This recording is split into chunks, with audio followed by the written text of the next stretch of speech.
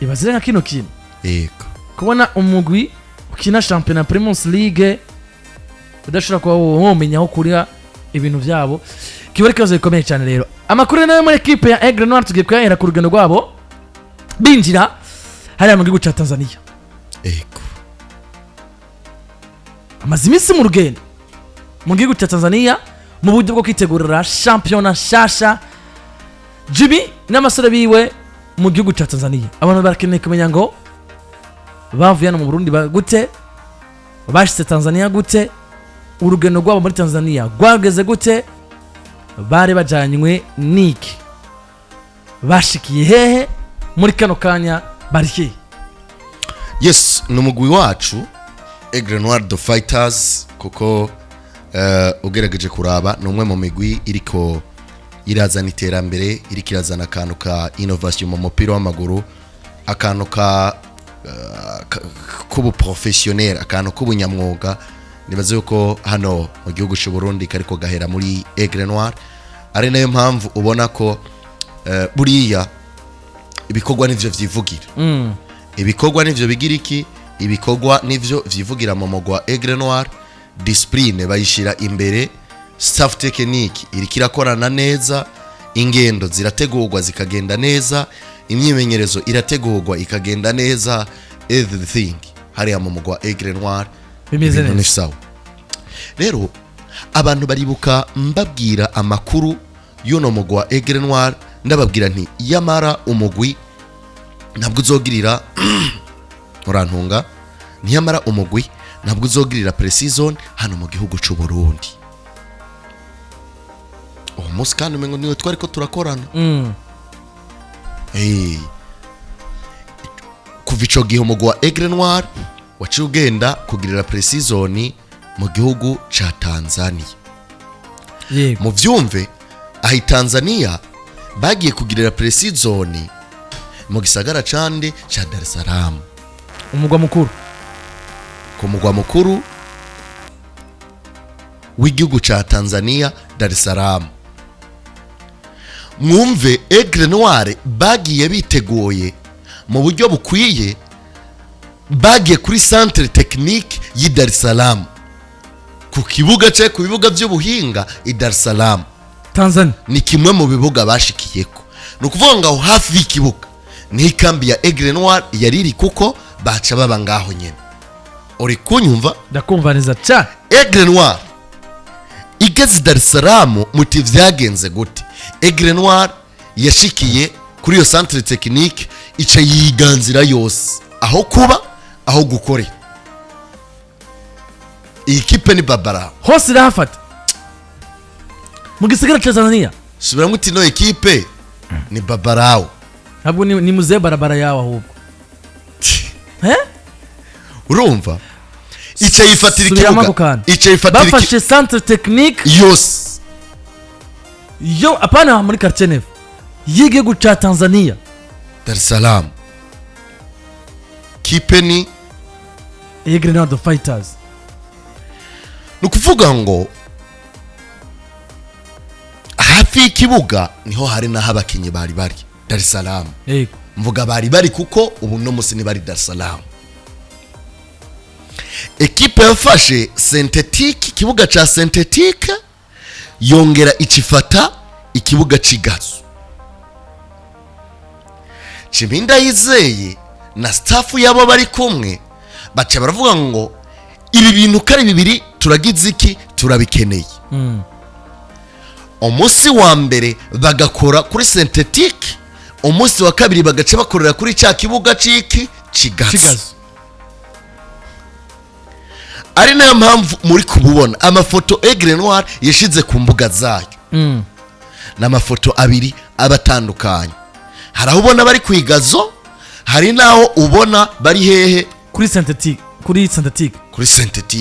uvuga ngo centre technique bari bayifashe yose kandi uvuga ngo lendi bakoreye kuri synthetique mardi barakorera kuri bakora matin soir uvuga ngo avant midi après midi kuri synthetique mardi baca bakorera après midi na avant midi kuri gaso imyimenyerezo kabiri ku munsi ku bibuga bibiri bitandukanye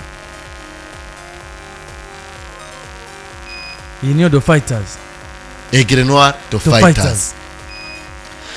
Umugwi ukomeye je mfata yuko ukomeye mu gihugu ca Tanzania ufise rendez-vous. Ufise rendez-vous ikomeye. Abantu batwumvirize neza. Haraba icitwa Singida Day. Singida. Ekipe ya Singida uturuka mu gihugu ca Tanzania. Murayizi. Ekipe yagitunga abakinyi benshi bagiye batandukanye. Wanashima bakomeye. Ekipe ihemba neza. Ekipe yagiye irondera abakinyi nka Derrick Mukombozi. Ekipe yagiye irondera abakinyi ugeze no munsi yacirukanga inyuma ya Basaidi ntibazongeza. Ekipe yagiye irondera ba Medi Kagere. Ekipe yagiye irondera abakinyi batandukanye. Ni ekipe ikomeye. Iravuga ngo mbega kuri Singida Day, kuri wa munsi mukuru wacu tuzokina nande? Aigle Noir ijyamanye entre invitation y'umugwi wande wa Singida. Ari nayo mpamvu rero bavuze ngo mbega nitwaje gukina na Singida tuzokinira ku kibuga cha synthetique canke tuzokinira ku kibuga cigazo. Yego. Bati tuzokinira ku kibuga ciki cigazo. Bati aha. Ati rero pre-season yacu reka tuyitegurire kuri synthetique kuko natwebwe tuzokinira hehe? Kuri synthetique ya. Nta bibuga vyigazo tuzokinira ko muri Primus League. Ariko mu ntumbero yo kugira ngo bazoshowing something, bazoshowing ikintu kiri meze neza imbere y'umugwi wa Singida, ni nayo mpamvu bace bavuga ngo reka dukorere na hehe? Dukorere no kuri gazo. Singida nayo tuza tuyereka kantu abakinyi bacu batazovuga ngo tumenyeye synthetique gazo yagize iki yatugoye. Sawa sawa. Singida nayo iravuga ati mukore ibishoboka byose mu Dar es Salaam turabashaka dukini baro. Hirya yejo Aigle Noir bari bamaze kuba bagera hehe? Singida. Yego. Nyuma yo kugera Singida ku munsi wejo abakinyi bari bagize iki? Abakinyi bari barusha. Nukuvuga ngo uro munsi tuvugana Aigle Noir The Fighters mu myimenyerezo. Aya masaha mu myimenyerezo. Nona bari gukora imyimenyerezo. Bivanye no kungana imyimenyerezo y'uno munsi yagenze, baraza kongera bagire imyimenyerezo na nimugoroba. Yeah. Nyuma y'imyimenyerezo y'uno munsi Aigle Noir iri bwonge n'imyimenyerezo ku munsi wejo mu gitondo bashaka biyongere na nimugoroba. Genekerezo d'10 Singida ifite urubanza rwo kwerekana abakinyi bashasha abo bongeye amasezerano, staff nshasha izokorana na Singida, ibintu vy'ama innovation itanga ubushimwe n'ibindi bigiye bitandukanye, hanyuma bace batakana no mugwi wa Aigle Noir kuri Singida Day. Big Stars Aigle Noir ugo n'urukino izobifise. Vuga ngo pre-season ku ruhande rwa Aigle Noir yararangiye, yabereye mu gihugu ca Tanzania kuri ya synthetique. Singida Big Stars bayiteguriye bari kwigazo. Aigle Noir ivyo yabikoranye iri kumwe kandi n'abakinyi bashasha ko nagace mu kanya duhavura tugera ko hari abakinyi bashasha binjiye mu mugwa Aigle Noir basanga babandi nyene bari basanzwe bari mu mugwa Aigle Noir.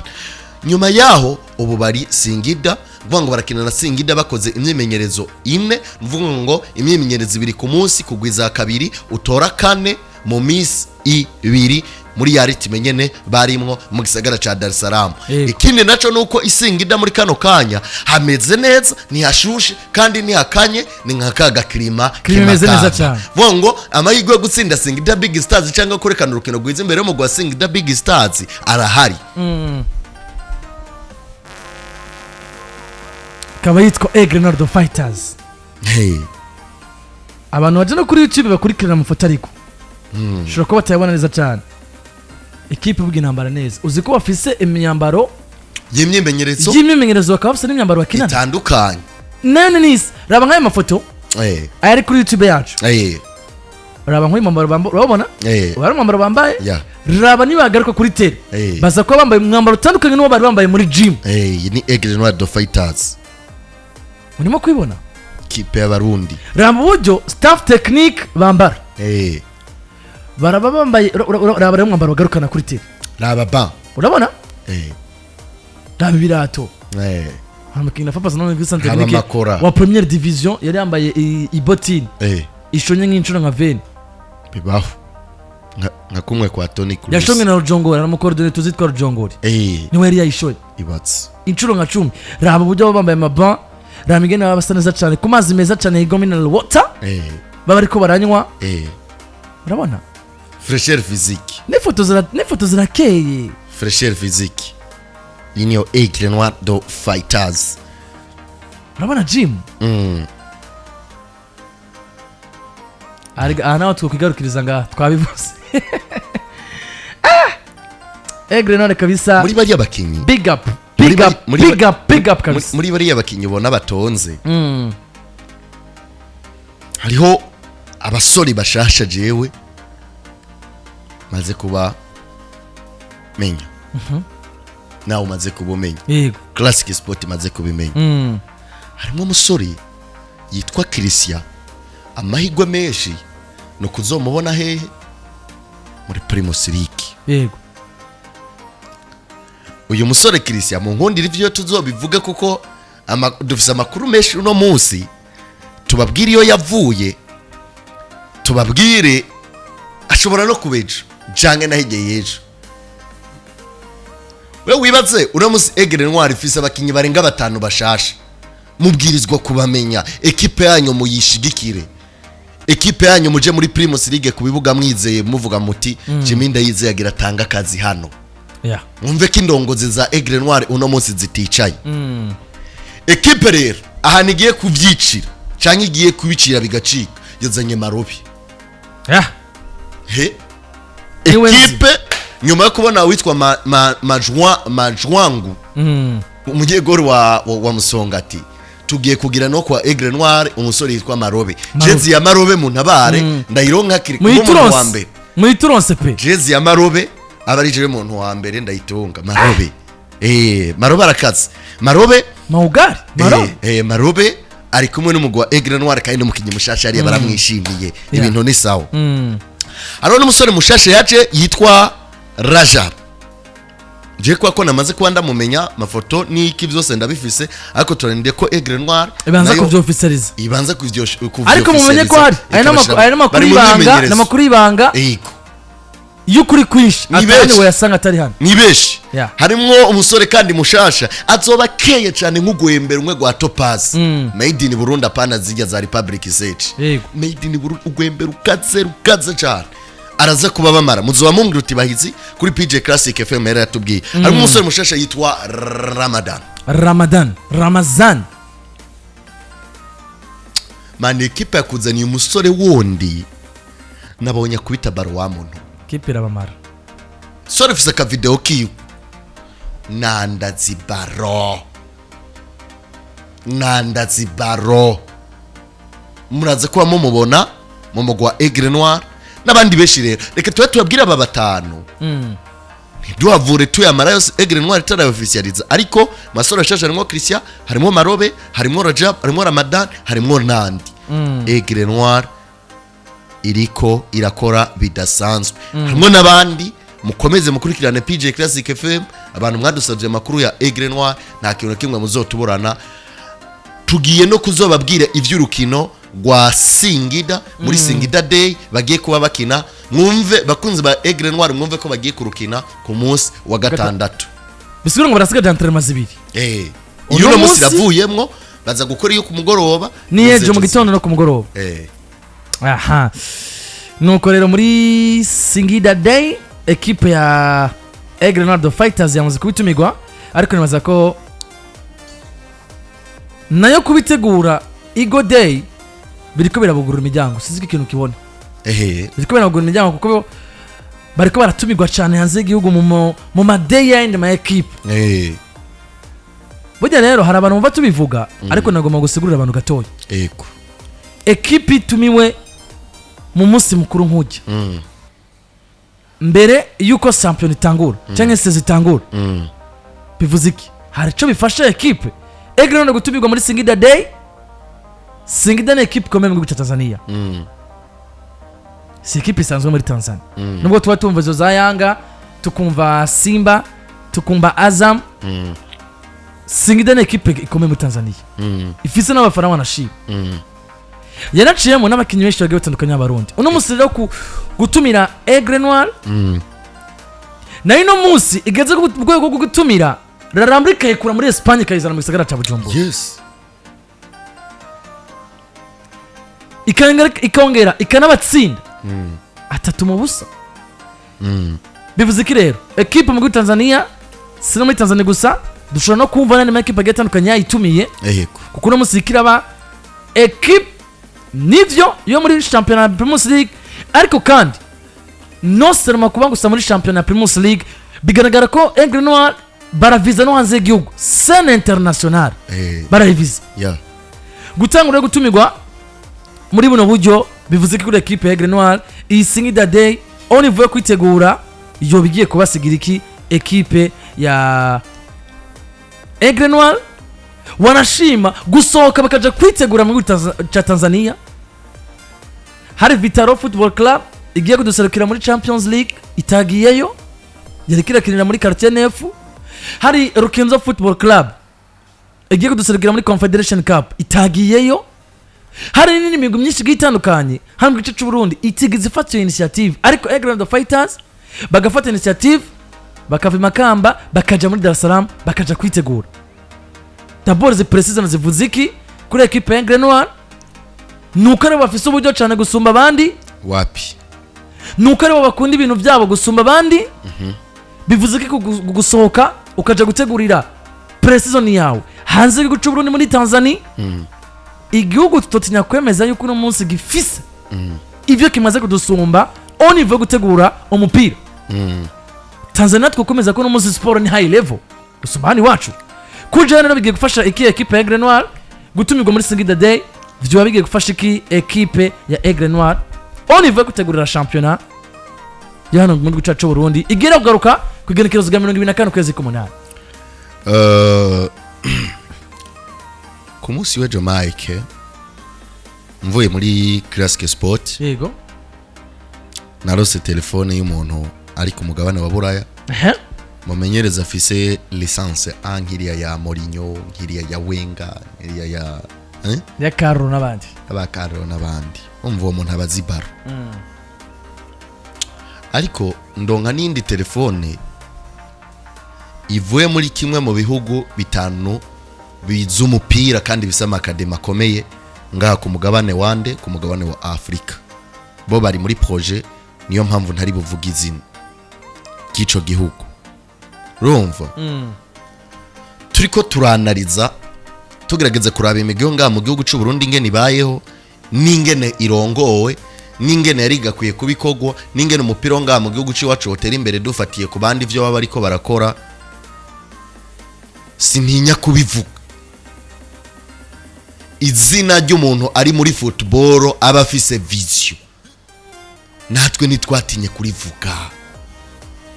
Ukunda kubona nko ngaha ruguru ya Kanyaru mu itangazamakuru bavuga ati General Afande, ugakunda kubona Tanzania bavuga bati Afande kanaka Samia Suluhu, bakamuvuga mu makuru y'inkino nk'ibintu bisanzwe. Twebwe ngaha iwacu turatinya kubivuga. Mugabo uzona rabe areba abahinga bavuze bati umuntu iyo apfuye aronka amashugwe menshi kuko kwicuza birusha uburemere gushima. Aka kantu urakumva? Ndakumva neza. Umuntu iyo apfuye aronka amashugwe menshi kuko kwicuza birusha uburemere gushima. Nukuvuga ngo brats ushobora kumara inzara wewe turi kumwe nkuko twicaranye hano kugira ngo nkubwire medzi ukumva umengo ni ibintu bisanzwe, ariko ushobora kugwa igihumura ngaho nyene ugacurerembuza amaso, amosozi direct yanje agacakoroka ukarira. Kandi twinjira mu kiganiro kwa bari wambwiye uti je ndashonje. Nanje mu mutima ngaje none ko ibi bibiri mfise nanje ari byo mpavangira nubwo nariye mu gitondo reka ndayamwime. Je mbonye ugiye nkaca ntangura kuvuga ati Mike ko karatujanye kweli mu mutima wanje ngo nzi neza ko warushonje nkaca ntangura kugira iki kurira kandi yagiriza kuvuga ngo kwicuza bifise uremere kuruta gushima ni nayo mpamvu umuntu yapfuye amashugwe aba menshi kumva yiwe kandi ari amashugwe yaragize imanza ziko yararongoye yarabatijwe yarawakina nini yaragize iki yararagadiye ibintu byinshi ari amashugwe atigeze yaronka vuga ngo biriya bivuze ngo kwicuza amarogre kurogreta bifise uremere kuruta gushima ariko ku bantu b'abanyabwenge gushima nubwo uwo muntu ushimiye atuba bitahurwa igihe nawe azogera kugenda agenda anezerewe bivanye n'abantu bamushimiye agihari reka rero genda bivuge nukuri mu mupira w'amaguru sinzotinya kuvuga izina Reveriano ndi kuriyo ibyo azoba arimwo vyose ahazoba ari hose n'abandi bagwiza tunga canke n'abandi bantu bakomeye hano mu gihugu cy'u Burundi bavyumve nta muntu nzotinya kuvuga ari mu mupira w'amaguru jewe kuri micro nta numwe n'iki gihugu cy'u Burundi ko twaranatunze n'umuperezida za mu kiganiro c'inkino Imana imuhezagire cyane hezagire nabiwe bose man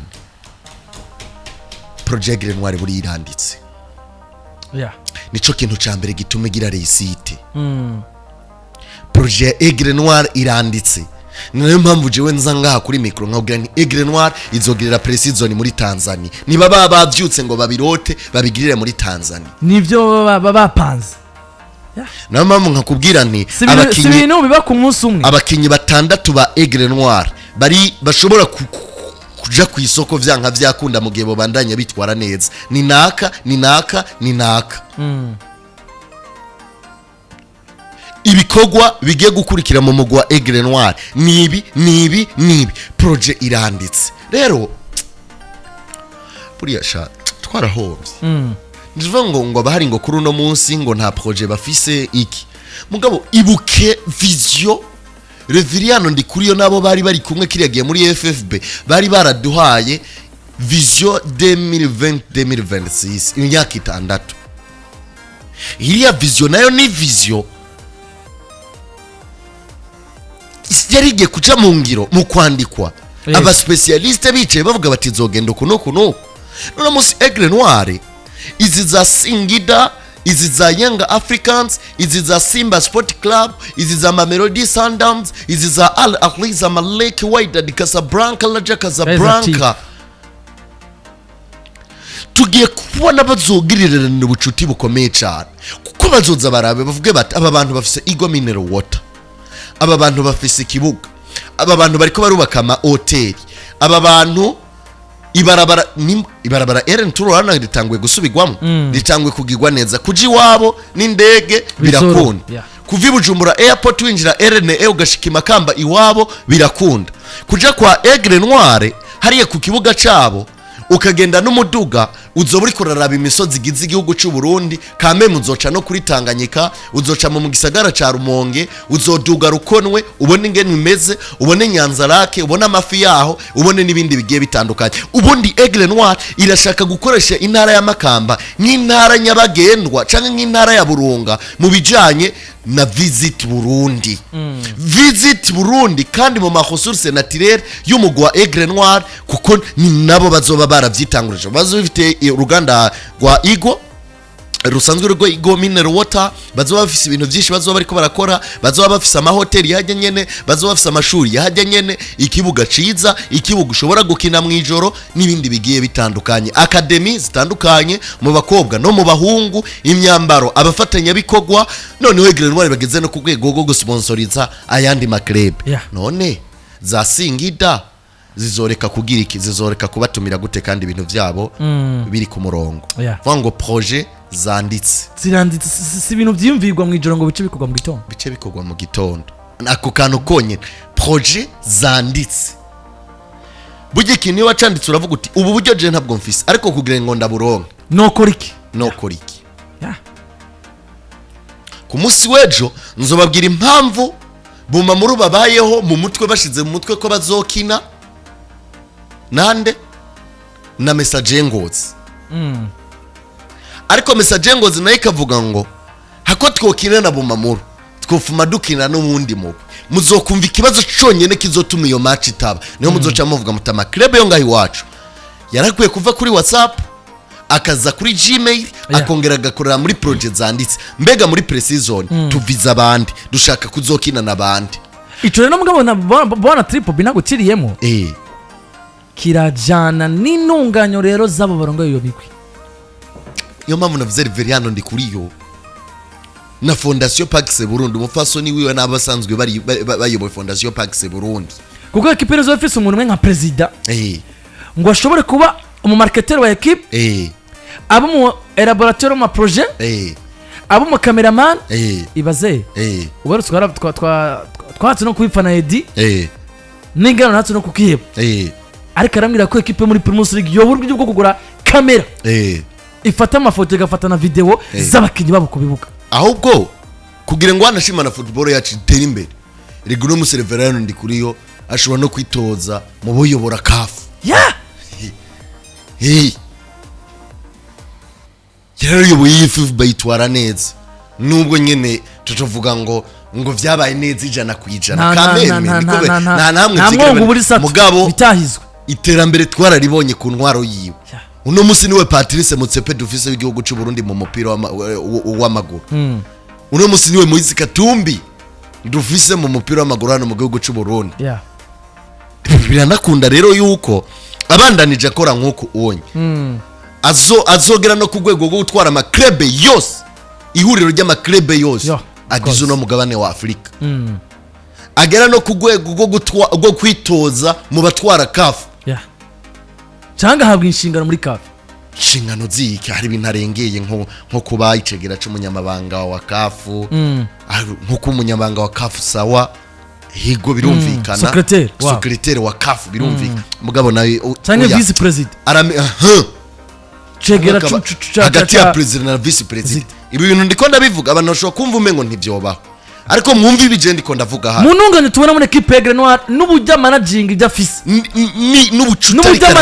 n'ubujya managinzemwo uyu mupira wacu w'amaguru imyaka isaga hari hansaga 10 yitwa Puerto Diz yatwa FFB ibyo twamubonanye mwibuke mwihuriro ry'amaklebe aheruka kuba akomeye Aigle Noir niyo yagiye mwibuke ko Aigle Noir yigeze kuja Bangladesh uno munsi bagirira pre-season hanze y'igihugu bariko baragurira n'abakinyi hanze y'igihugu bafite umumenyereza yitwa Jimmy